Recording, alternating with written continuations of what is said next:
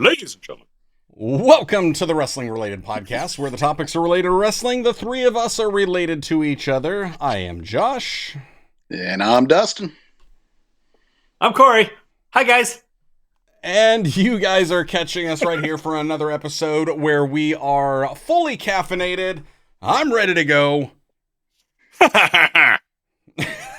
And no, I'm joking. I'm not using that big mug. I got my other one. Oh, great. Now we've got Dustin and Corey with extra tea ready here. If you hear tinkling in the background, that is it's Dustin peeing. And it is tea in a cup. Tea in a cup. Is that what we're calling it now? Speaking or of is tea, it? Speaking of tea in a cup.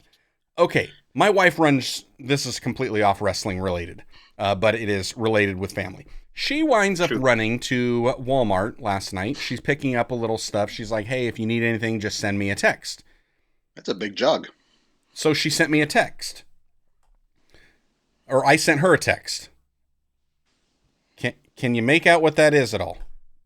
Some At guy first I with was a saying mustache. Damien, but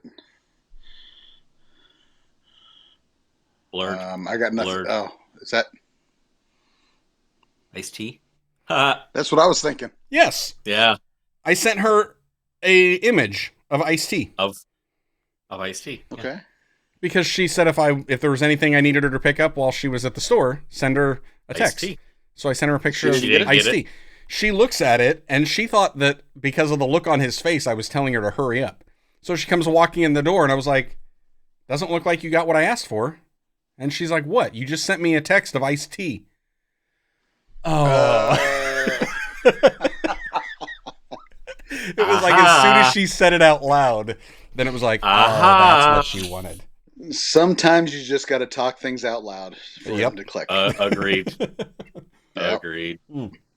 Which, hey, speaking about talking things out loud, we should probably talk things out loud when it comes to AEW and what is going on, because this Saturday, September 7th at 8 o'clock Eastern, 7 o'clock Central is AEW Are you All kidding Out me? from Chicago. A nighttime pay-per-view? They're gonna start their 9-hour pay-per-view at that late. Well, I think the That's my time. pay-per-view itself starts at 7. I'm sure that the buy-in Pre-show. 0 hour. 0 hour will probably start at 5:30. 5. Yeah. Oh, And then at 5 o'clock, they'll wind up doing something else that will, like, one will lead into the other. It's usually an hour and a half, 2 Right. hours of 0 hour. However, I think I've only got like 6 matches that we have heard so far. So we're giving our predictions before an entire week of AEW wrestling. right. And knowing that full means, well that we only have half a card. correct. So all of our other predictions. You laugh. It's half a Well, card. It's true. It's true. They've done it the last 3 months. Yep. Yeah, Oh, they ever are popular words typically of Kurt somewhere Angle. between 12 and What? 15 matches. It's true. It's true. It's damn true. It's half a card. Okay, so All right. Let's start. AEW last week, Dynamite. I'm trying to remember what all we had on Dynamite. I do remember Yes. we had Ricochet versus Kyle Fletcher. Mm-hmm. You got to Nope. start from the beginning. I gotta You got to start from the beginning. What was at the John beginning? Moxley. Oh, yeah. Yeah. John Moxley. at the beginning. We haven't seen him. Where's he been? And then all of a sudden comes out with a cryptic promo. Cryptic promo. Well, He's not coming But out to Wild Thing, and he's not wearing his, like, cargo pants that he normally does. He's got, like, he does khakis. call out Darby Allin. He calls out Darby Allin, but what is he calling Darby Allin out for? Is he calling Darby Allin out because he wants to beat him, or he wants to mentor him? We need to have a meeting. Exactly. We need to have a conversation. Everybody wants to beat on Darby Allin. We don't know what's going to happen. I want to. And why He's the he out- AEW punching bag. and why is John Moxley out there without the Blackpool Combat Club? And is he part of Blackpool Combat Club, or has Pat Didn't taken celebrate his it. position? Like, He didn't celebrate it all in. he wasn't there with them, correct? He wasn't there. He doesn't even acknowledge the fact that they are now the Blackpool Combat Club is the Trios champion. He Nothing. wouldn't acknowledge the fact that is Pac a member? I mean, And he didn't acknowledge Bryan I Danielson. don't think so. he didn't acknowledge Bryan winning the belt. Like, I don't know what's going on. And then he winds up getting back in the ring, walking up to Tony Schiavone's face and saying, "This is not your company anymore." Company. Which Now, internet was he sleuths, talking to another Tony? Internet. So was he talking to Tony Khan through Tony Schiavone, knowing that he's in the Internet? earpiece? But I also read something on the internet that took us back to, what was it, like 2001? The rumor mill.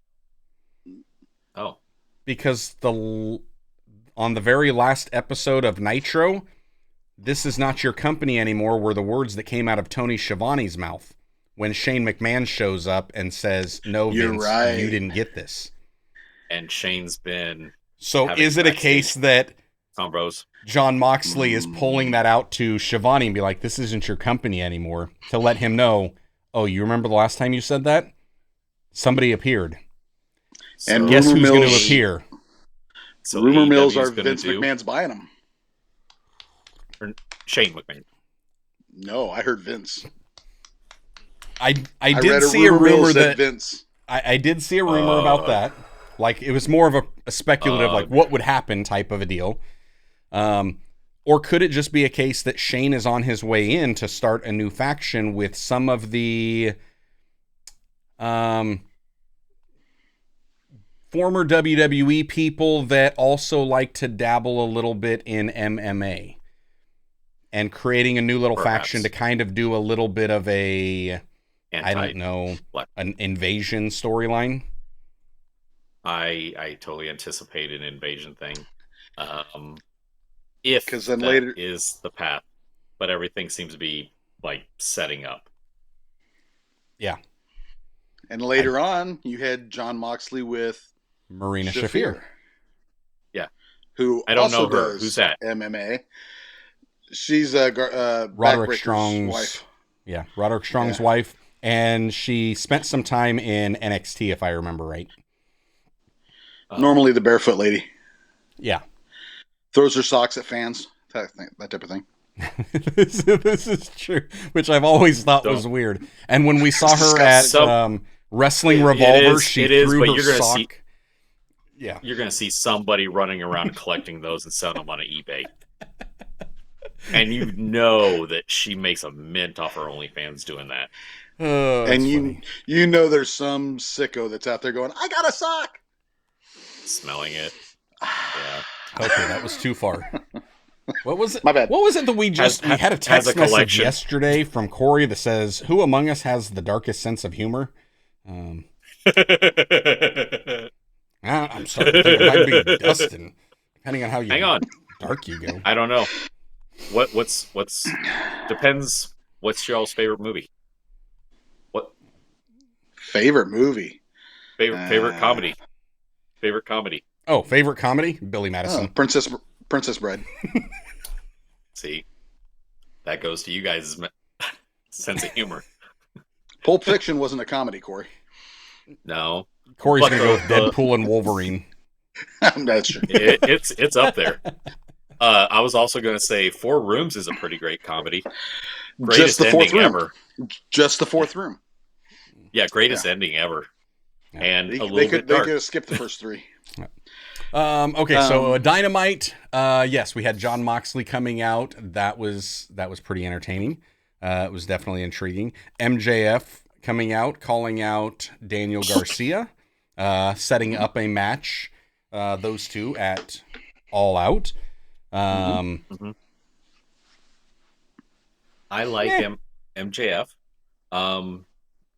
Daniel Garcia is Vanilla. He's an overhyped jobber. I don't care what anyone else says. To me, I'm bored.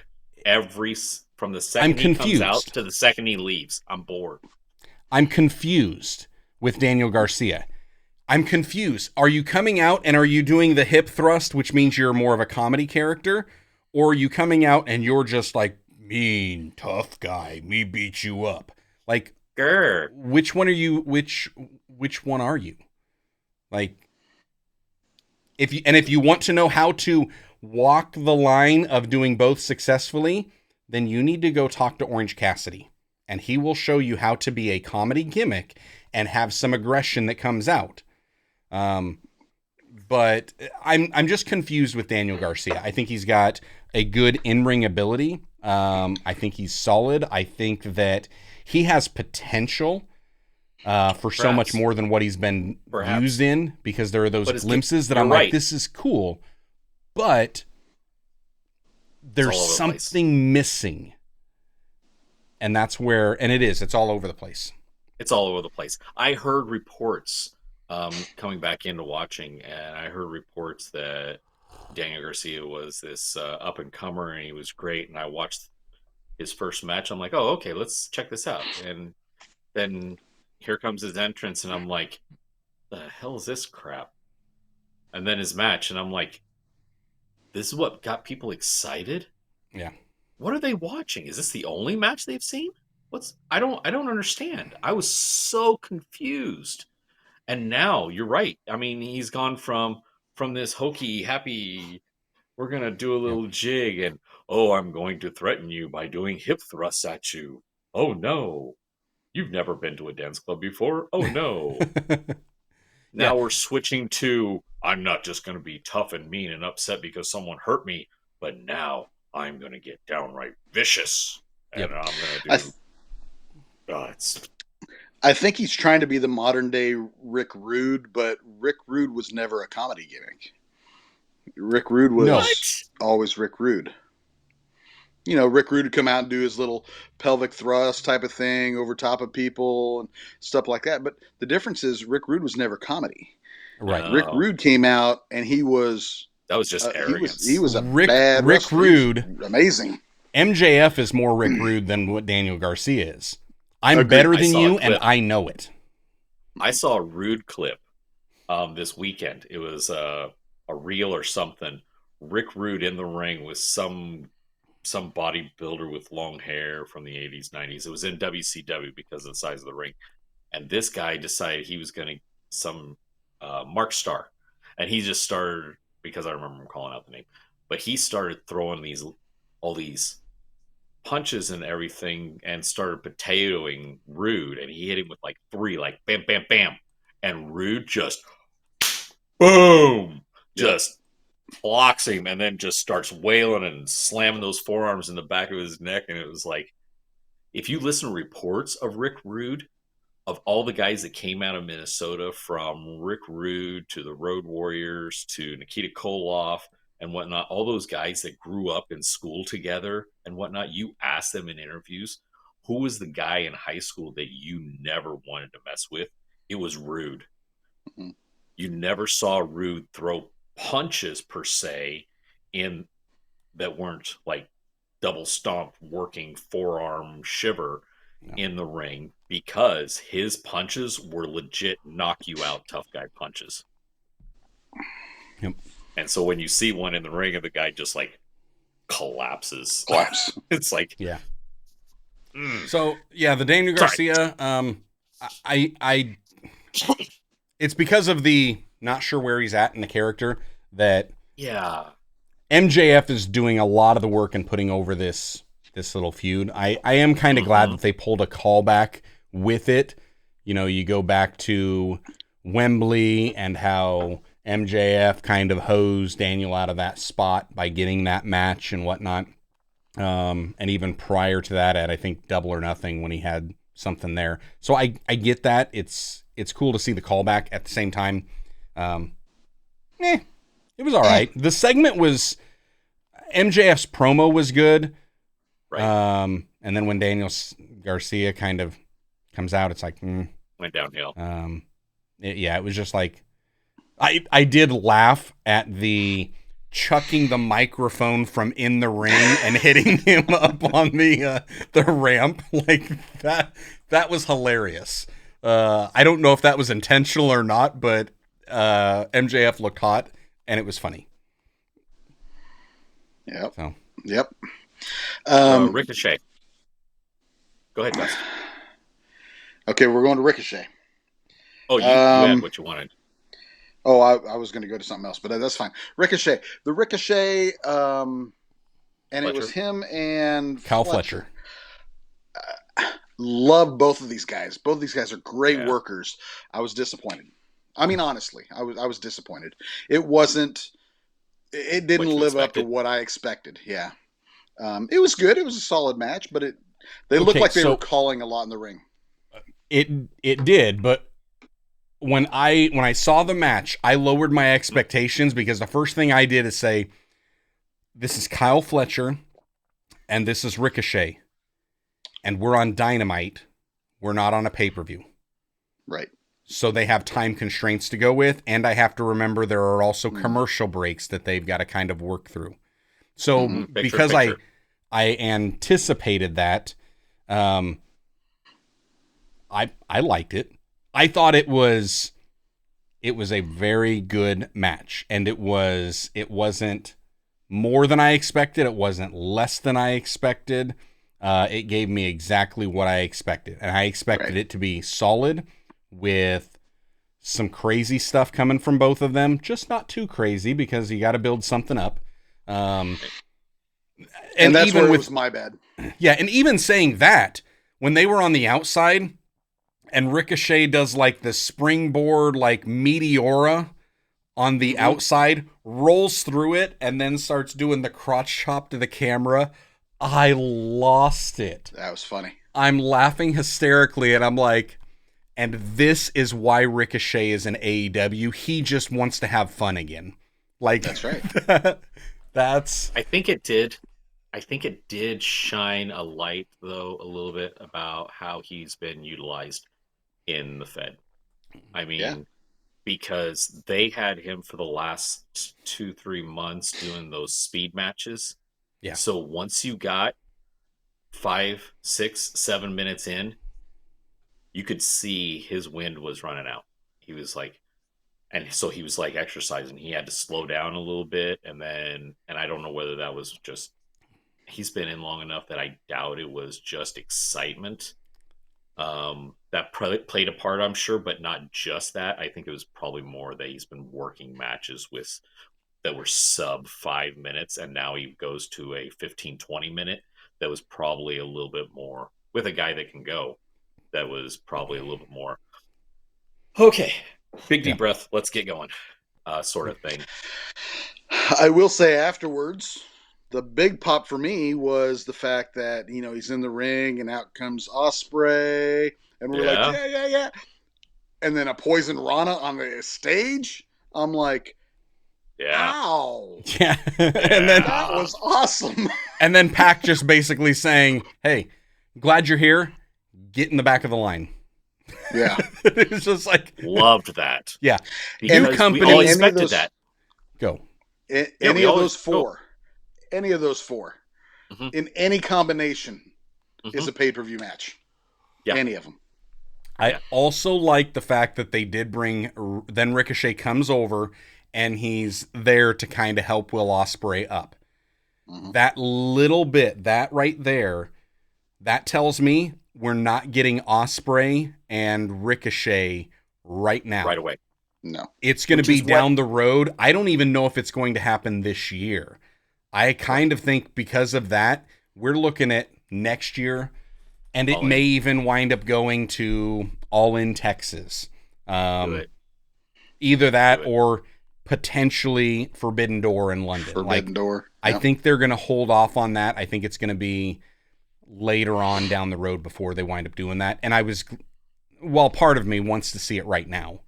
Like, yes, I mean, sure. And we want to see it right now. Everybody wants to see it. As soon as they knew he was coming in, everybody wanted to jump on board with that. And that's why they whoa. Correct. Whoa.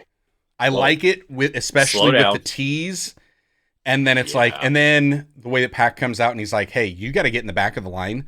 That it lowers the expectations for that match for when it's going to happen. And then that little bit of him just here, we are friends. We do have that camaraderie. I'm going to help you. That it just tampered the expectations that it's going to happen right now.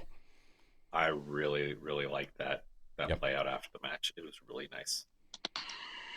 So I do want to just jump in and say, for me personally, my highlight of the night, even though those were great points and great excitement thing, I am becoming an Ishii fan, something fierce right now.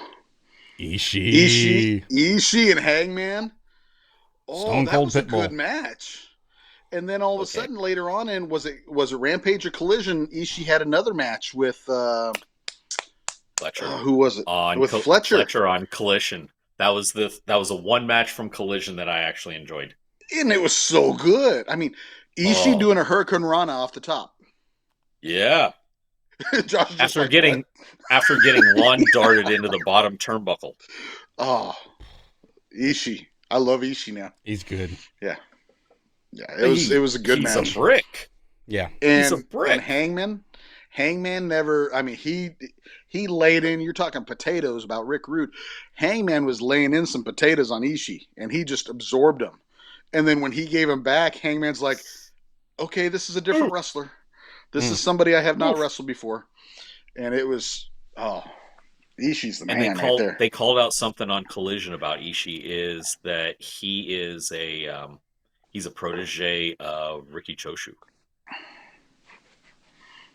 I think is what I heard. I'm not familiar. Japanese old school stuff. Yep. He's not young either, is he? No. He's got to be in his mid 40s, late 40s. All that stubble is what he's built. And when you think he's running out of steam, all of a sudden he shifts gears and he can run, and it's like he hit Fletcher with a clothesline, and I was like, yeah, that's it. And I love just watching him walk to the ring. He's just like, it's just hilarious. It's great. I love Ishii. I'm looking forward to more of him. I thought Mariah May, going back to Dynamite real quick, I thought Mariah May actually cut a decent promo. We've been very critical of her and her mic work. I thought it was improved from what she's done in the past. It was enough that she kind of held, but there's room for improvement. But I thought it was pretty decent. I didn't get vibes of I didn't get Tony Storm vibes off of it. Correct. She wasn't imitating, and it was short. There you go. It did not. Don't take a 5-minute promo. You can't do it. Doesn't need it. 45 seconds, minute and a half, maybe. I think it was at least like a 2 or 3 minute segment, but she was making short phrases, and then she would say a quick sentence, and then kind of look around, wait for the reaction, then say something else, wait for them to get the reaction. And it was a slower pace, which that may be exactly what she needed, was just slow things down a little bit. I thought it was a decent little segment. Good. Typical heel type of promo, but out there just her and Shivani, and she held her own. So I was impressed with that. No need to reinvent the wheel. Yeah. And when you can just do what you can do and do it very well. And that's all we need. So have you ever noticed too, just talking about interviews and stuff like that, depending on where they're doing the interviews, if they're backstage, it's like 30 to 45 seconds. It's the shortest interview. If it's on the ramp, it's a little bit longer, but if they're coming to the ring, that's at least a potty break right there. And it all depends on where they're at, depends on the length of the promo that they're cutting. True. I think, how much do you think that is established with Triple H back in the 90s with his 20-minute Triple H and half was could be. Yeah. And solid how many of those backstage segments are pre-recorded? And so because they're kind of pre-recorded, you don't get the audience reaction. So I will say, I think the pre-recorded, but the natural reaction on the conglomerate, those interviews, those are hilarious. And Renee, God bless her, she doesn't crash. She tries, and they're towards the end. Yep. at the end of when she turns to Orange Cassidy and he makes some quick little comment to her, you see that she's just like, she's done. She's done. Yep. Move on. Between that and the Bad Apple ending Bad every Apple's single Learning Tree promo, she's just like, you can see it on her face. She's waiting for it. You know, I went back. I saw a clip just recently, just a replay, and we'd seen it a couple weeks ago. Saraya and Harley, Cameron. whatever her name is, Harley Cameron. You know, when Saraya was talking, and then Harley Cameron would poke her head in and make some comment, and she goes, Saraya made a comment about, and I was even on whatever show it was, and she pokes it in, and she goes, and that's on Friday night on TNT, and it's such and such a time, and they need to do more of that. They need to do more of that with her because she is hilarious. She's so great. Yep. Put her in the conglomeration. That'd be Couldn't funny. Handle it. Her and Briscoe playing off each other. That's hilarious. Just those two couldn't handle it. Anything else from Rampage or Collision or even Dynamite before we get into some predictions? Keep this thing moving. The Josh anticipated a good match. Yeah, I was asking because I was looking forward to Grizzled Young Veterans versus the Outrunners. It was advertised. I haven't watched it yet, but apparently you guys are not a fan of Grizzled Young Veterans. No, boring. They look weak. So sad. Yeah. Not impressed at all. No, is that just this match they looked weak? Have you watched a lot of them in the past or just... I have not watched a lot of them in the past. I can say... So here's the problem. AEW brought them on earlier and had them in a squash match that they got beat.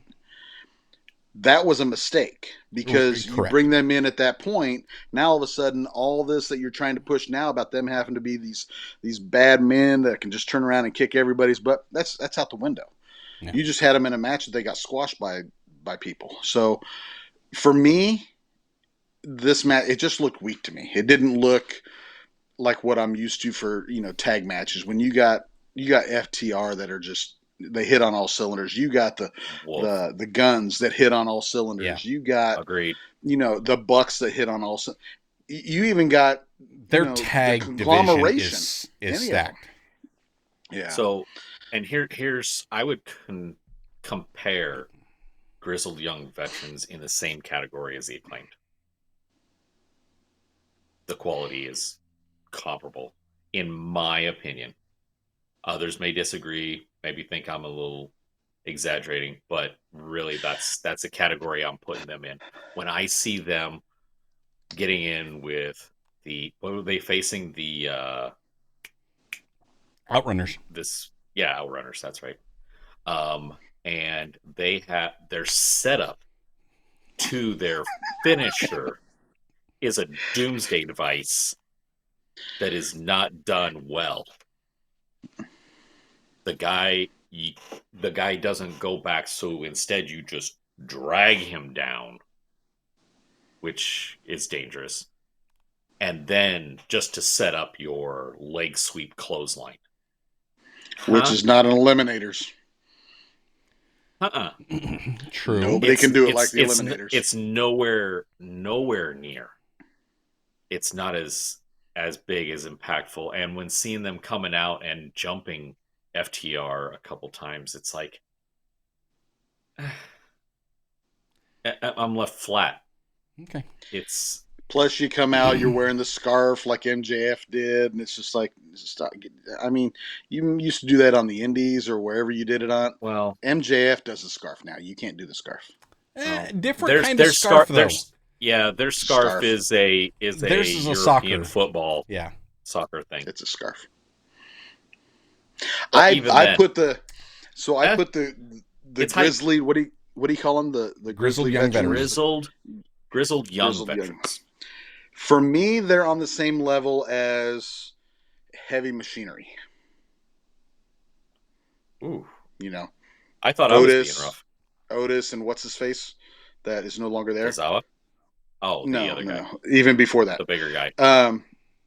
Or they're solid, but they don't have it. They don't have the the star power, the thing that, they're fine. It's okay. It's fine. Sorry, Josh. Wow, you guys are rough, because I was going to put them closer to the level of the Motor City Machine Guns. No, not even close. Couldn't. Maybe it's because I've just watched a whole lot of NXT UK, and so I saw a bunch of them working over there. Couldn't carry their jock in a suitcase. All right, I'll have to give a match a taking look, but let's jump into take a All In. All In. Let's do our all out predictions, I should say. All Out. Shivani made that same mistake. The what? I said Shivani made that same mistake on All In, All Out, calling it All In. So no, it's All Out. All In was last week. All In was 2 weeks ago. All Out now. We'll start off with some of these predictions. Willow Nightingale versus Chris Statlander in a Chicago street fight. I believe this is for the CMLL belt. I get to start off predictions. Yeah. Right. I don't really have much to say about this other than I think it's going to be Willow Nightingale, because I just don't see Chris Statlander taking that one. So that's my thoughts. I'm kind of like meh with this whole storyline. Yeah. And I'm going to go the opposite, just because in the history, Willow seems to always have the best of Statlander. So I think Statlander's going to take it. You don't think that it being for the CMLL belt changes that at all? Oh, it is for the CMLL. Because, hey, if it wasn't for that belt, I would say Chris Statlander. Same reasons as you. But because it is for the belt, it would be impressive if they allowed their belt to change hands, not on their own show. Right. But I don't think they will. It's happened before. Right. It's happened before. Recently. Like New Japan's allowed it to happen with like the strong belt and stuff like that. So it's possible. All right.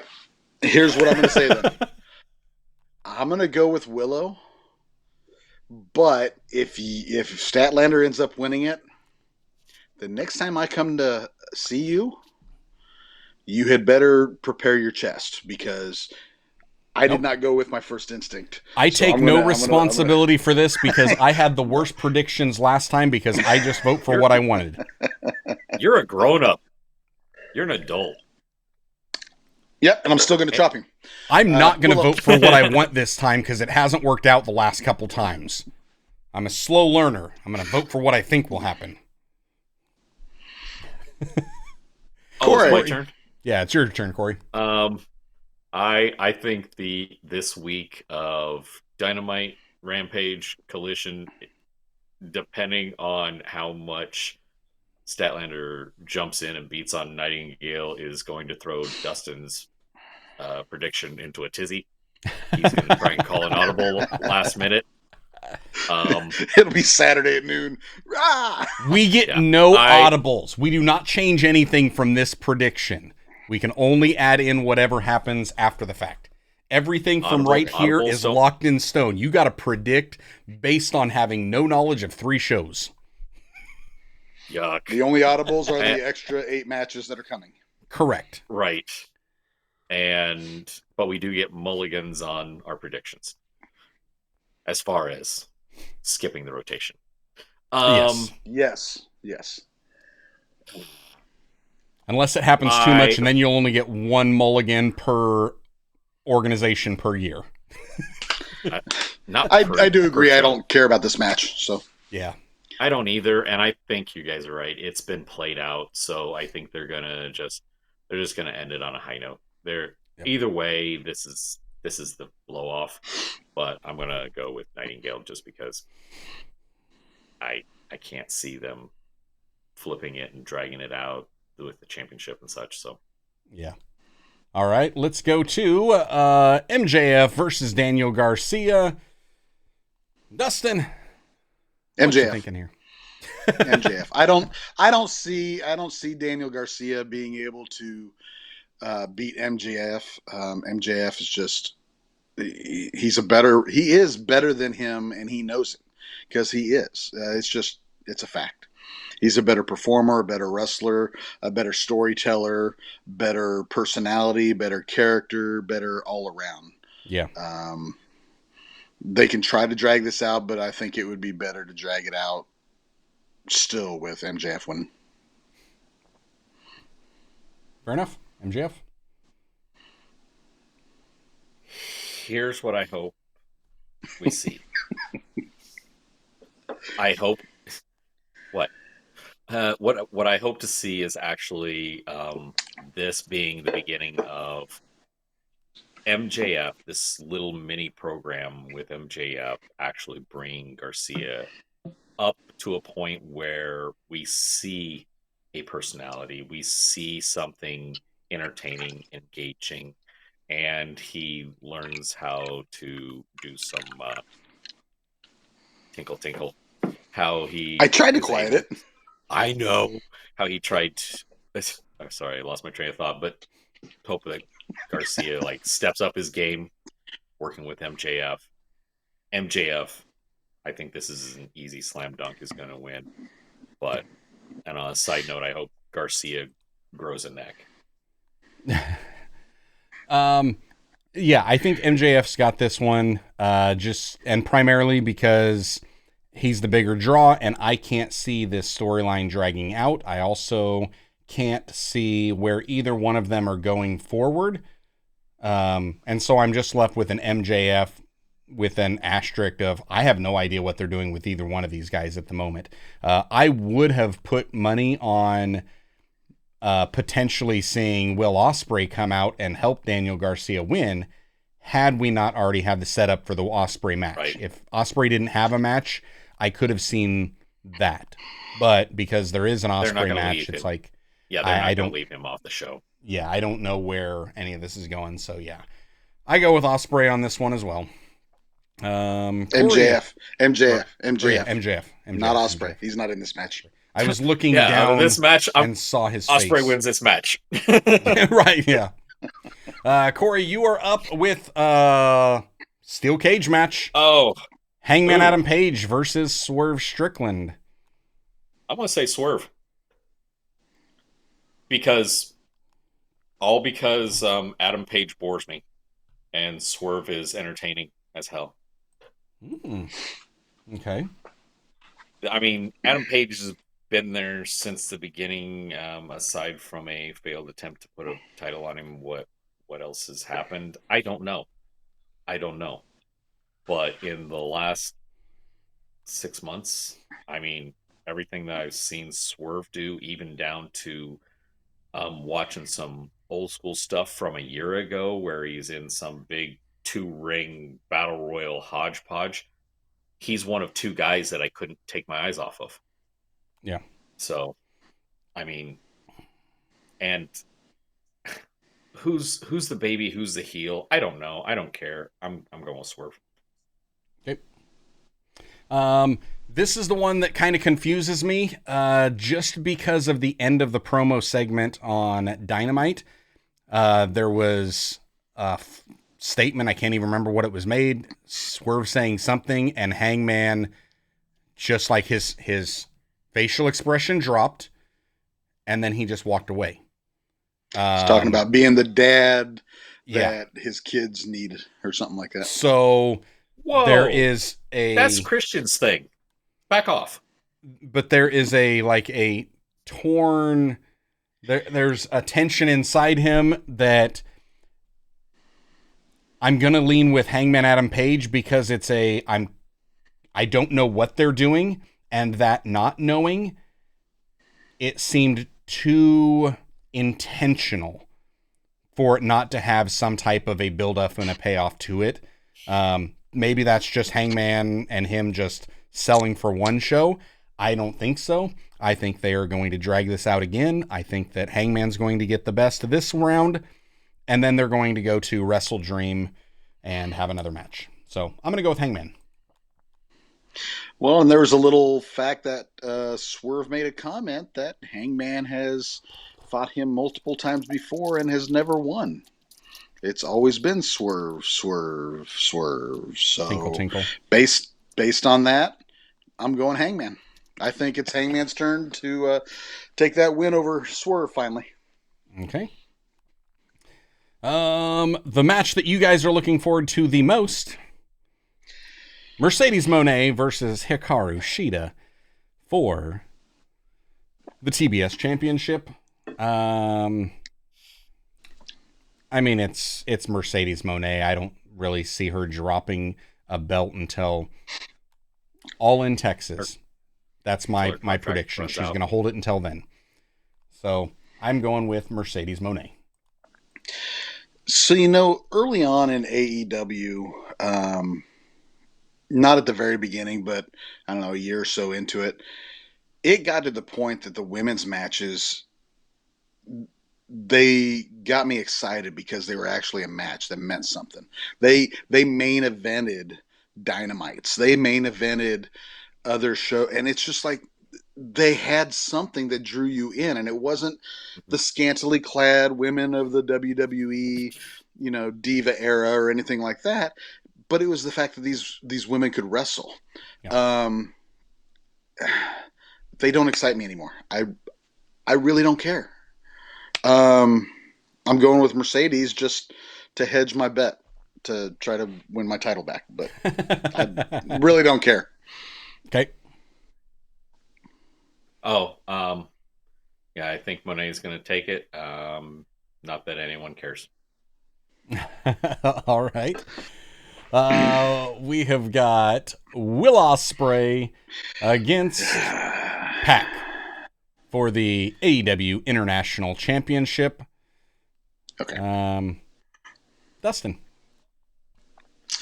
It's for the International Championship, so it's for Ospreay's title because the Pac has the trios.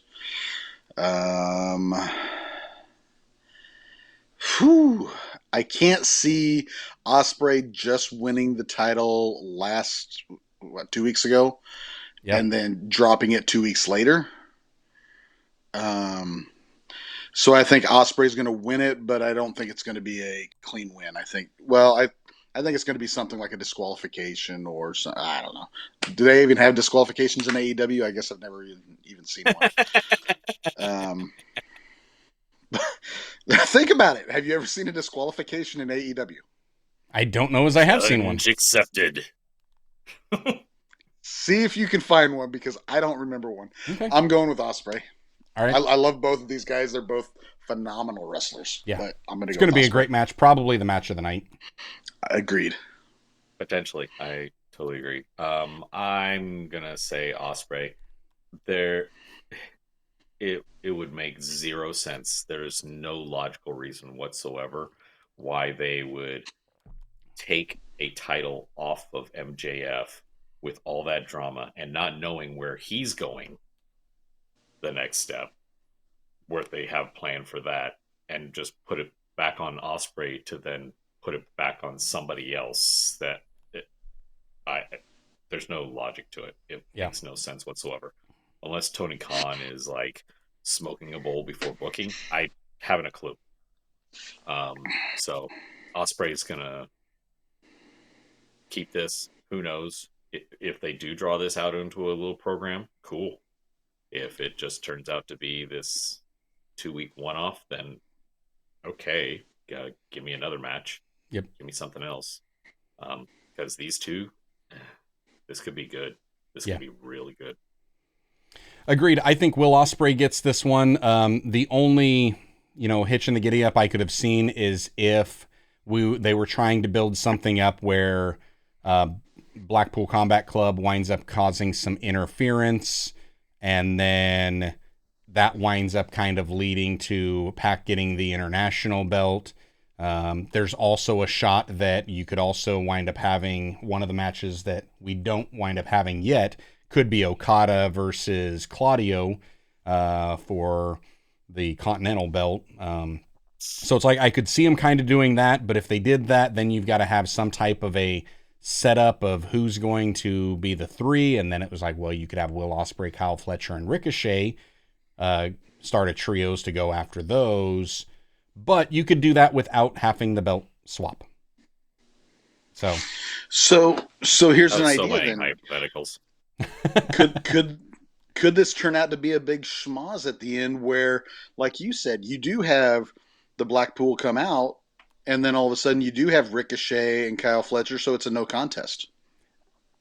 And get thrown out, which that's possible too, which means that I guess Ospreay wins. Ospreay, well, he would retain. He wouldn't necessarily win, so none of us would get the point for that. True. Retaining is winning. Ric Flair made a whole career on it. He did not lose the title, which means he won. Okay, so a no contest will count as a win, but a disqualification in retaining, that is a loss. Still counts as a win. No, that would still be a loss. He still retains the title. You retain the title, but you actually lost the match because it goes on a loss. We're not. You're right. Yeah, we're not on the prediction. But Ospreay's not going to. Ospreay's not going to be disqualified. No, he would be disqualified on the other side. No. That's what I get for that one. So we're all three on that one. And hey, that's what else I was going to talk about from Dynamite. Correct, and we can throw this in here. AEW World Championship, Bryan Danielson versus the TNT champion Jack Perry for the AEW World Championship. Is Jack Perry the rebound? The rebound date? You know, you've been steady with somebody for a while. You've created a nice show, and now all of a sudden that story's over with. So now he's the rebounder, and he really doesn't mean anything. They got to put both these guys on the card and don't know what to do with them. Slap them together. Yeah. If you would have asked me 3 weeks ago and said, "Hey, if Bryan Danielson wins the AEW World Heavyweight Championship, who do you think he will drop it to before he retires?" I would have given you two names. It would have been Darby Allin or Jack Perry. Barf. Really? Those are the two that I think he will drop it to. One of those two, because of Bryan Danielson wanting to come in and wanting to elevate somebody from that is a young guy that he could see being the face of the company, and it would be one of those two. I'm telling you. So this is Corey's pick, then, right? My pick. I would lose all interest in AEW at that point, because at that point in time, clearly their booking is just all over the place. Doesn't make. I think Bryan Danielson is off contract, and he's going to get whatever he wants. I think if he says, "I want to give this guy the rub. I'm going out. This is one of my last matches ever. I want this guy to retire me." And if I'm looking, I can't see him saying either of those Jack guys. Perry. I could see him saying Jack Perry. Guys. No, especially with the way that Jack Perry has been doing it, and they even made they alluded to this when it was in that little promo. Jack Perry says, "Hey, do you remember the last time we were in a match? I got set on fire, and then after being set on fire, I came back out and I pinned you. I beat you." Like, none of that stuff. None of this stuff since Jack Perry has returned. None of it. Do you think any of it makes him look like a champion? None of it. There is no possible way they are going to take this boring, lack of personality, mediocre wrestler and put him on as the flagship for your company. Just sell the company. Just sell the business at that point in time. Because it makes no sense. Well, it's not Tony Khan's company anyway. Right. Oh! If it's Shane McMahon calling the shots here, Jack Perry wins for no other reason than just to upset CM Punk.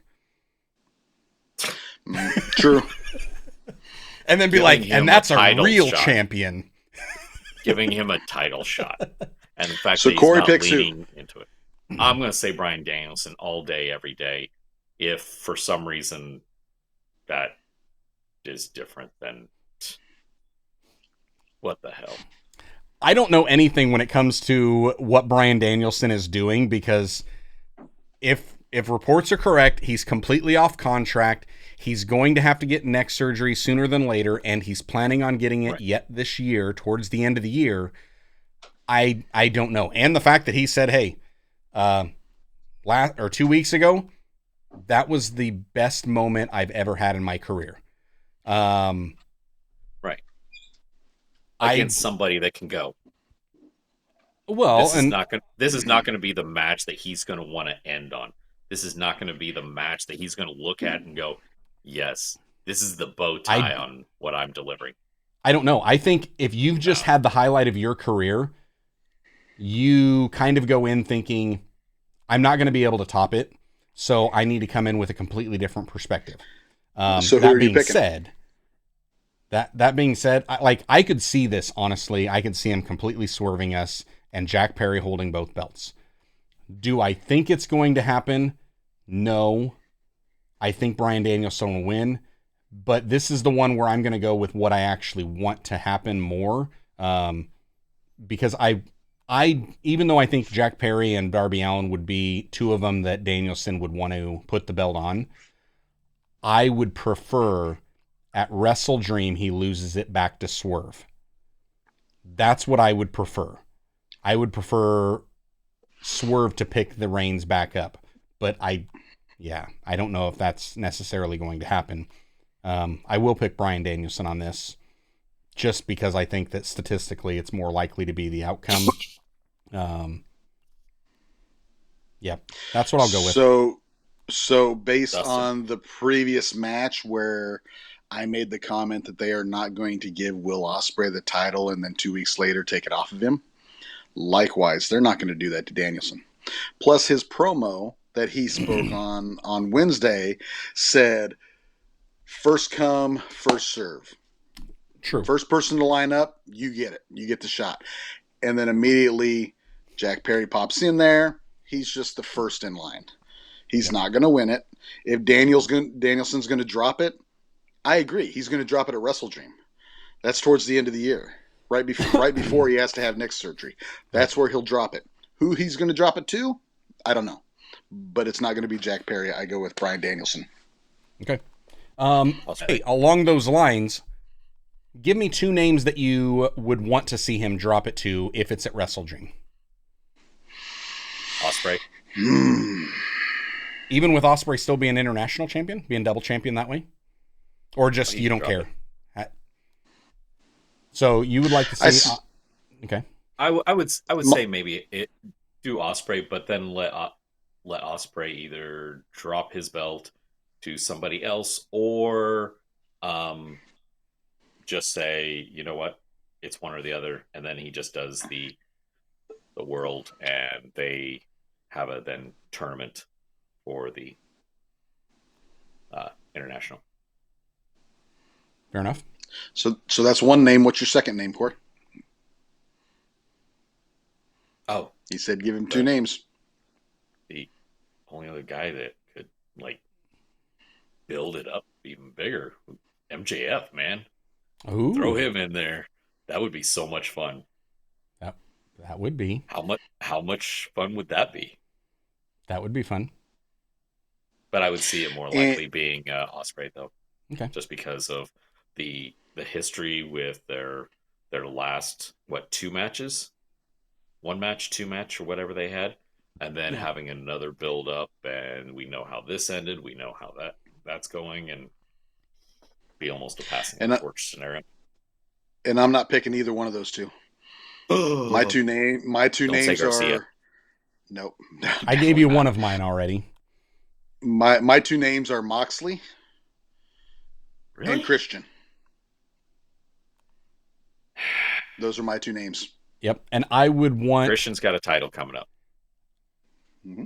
I would want either Swerve or Moxley. Like, those are the two I would want to see. But that's... If it's... really, if it's either one of them, Danielson's going to be a bloody mess again. Absolutely. Yeah. And probably more so with Moxley. Yeah. Absolutely. It just depends on, does he make it to Wrestle Dream and drop it there, or does he wait farther into Full Gear? Or even go all the way to the end of and go to World's End? Like, I don't know. But those are the 3 pay-per-views that AEW has coming up, in October, November, and then December. I think if it's Wrestle Dream, I think it should be Swerve. If it goes to Full Gear, Moxley would be a great one there. But, I think it's going to be Wrestle Dream because he's going to want some time to recuperate from whatever the match is before he has surgery. Yeah. I think it's going to be after that, and it's going to be a big match at was it Wrestle Dream, and then somebody else's interference or whatnot, and then it's going to put him on the shelf for a short period of time, and then build some drama. Very well could be. Hey, I want one more thing before we finally wrap this up, because I had mentioned it for the last couple weeks. Dustin says no. I think we should do it. Give me your way too early predictions for All In Texas. As wild as you could possibly think of. Josh's idea. Josh starts. Okay, so I've got 3 way too early predictions. You want me to give you all Just 3? Only 43 matches. You only got 3? I've only got 3 way too early predictions. Okay. You want me to give all 3 or go one at a time? One at a time. One at a time for each of us. Here's my first way too early prediction.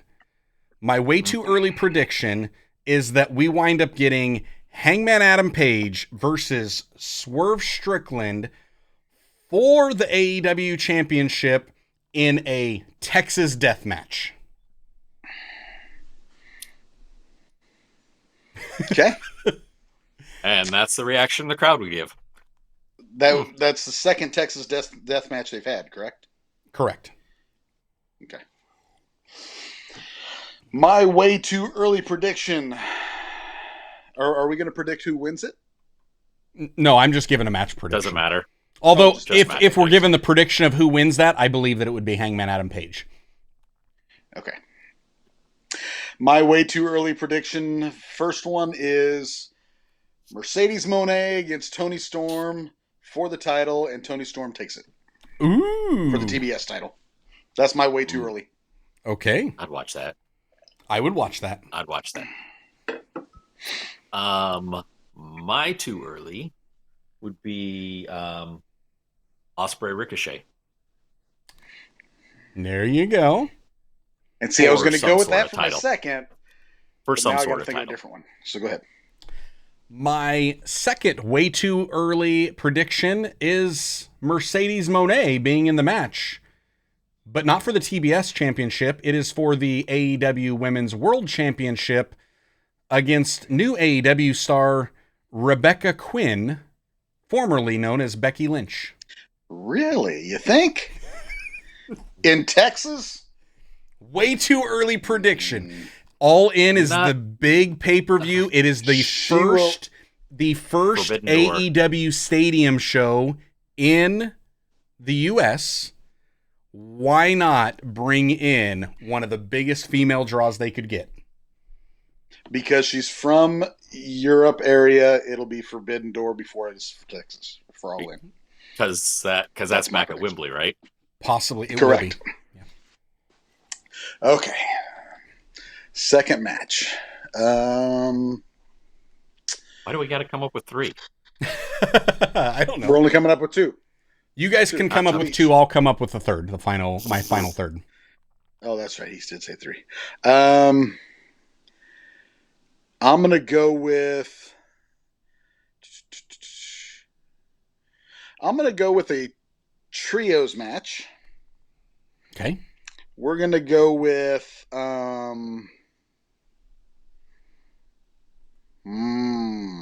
House of Black versus... Oh, man. I want to say the Blackpool Combat Club with Pac. However, I don't think they're going to have a title at that time. I think they'll lose it first. But that's who I'm going to go with. Okay. That'd be a good match. It would be a good match. That's worth buying a pay-per-view for.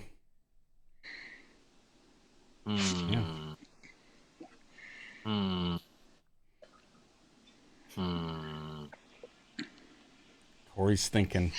I don't know.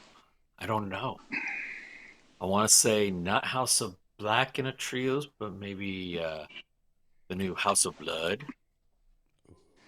After returning Adam Copeland against the Patriarchy?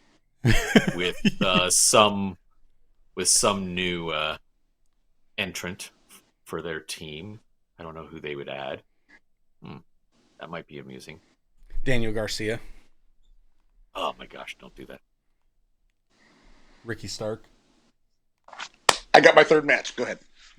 Okay. Here is my way too early prediction. It is so way too early that I'm not even sure it could happen at All in Texas. I'm not even sure it could happen in 2025. We may be looking at 2027, but I'm making the prediction way too early right now. I believe for the AEW Tag Team Championship in Texas, the Tag Team Championship, we will see the Von Erichs, Marshall, and Ross against the new Texas Outlaws of the Roads. If there was ever a place to have it, it would be there, but it would probably be like a Ring of Honor thing. Because they only do one show in Texas a year. Dustin and Cody's nephews. Okay. And I'm trying to remember, I can't remember their name. Yeah, I knew they were in there. Yeah, but they had their first dark match at AEW, and it's like, hey, in Texas, if you could have the Rhodes versus the Von Erichs with the history that they've got, and here are Cody and Dustin's nephews, and then you've got Kevin's boys, like, come on. Like, that's just... So AEW is going to collect all the Rhodes family and all the Texas family while... It's their bloodline. Collecting all the Anawahis. Got it. Right. Way too early prediction. My number 3, way too early prediction. Christian Cage against Luchasaurus. Ooh. That's got to have to happen sometime, yeah. It's just, when does that happen? That could work. That gives them time to build it up. I don't know.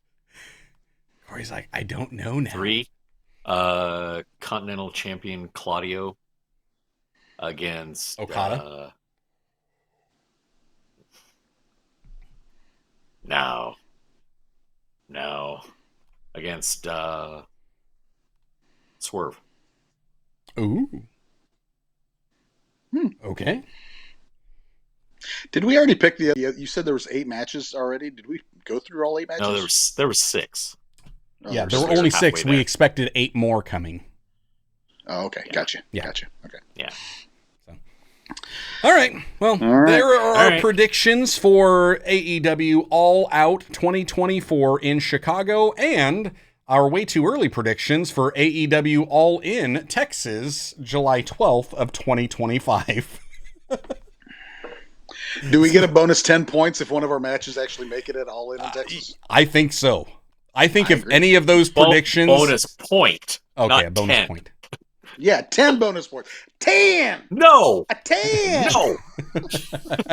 No! Billy Bob, a 10! He says that, but what winds up happening is each of us get 1, so it doesn't matter anyways. Okay. All right. Well, that's all we got for you guys in this episode, and we'll catch you in the next one.